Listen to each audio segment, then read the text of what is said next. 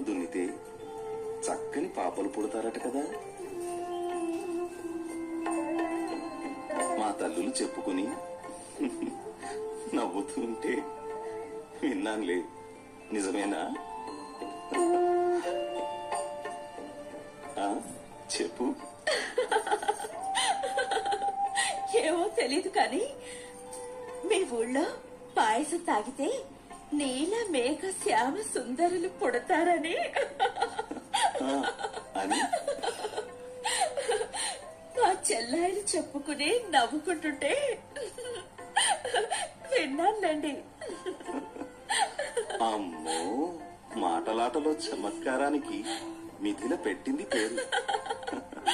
ఓ చిన్నదానా, ఓ మైథిలి, ఓడిపోయాను. అన్నా దండయాత్ర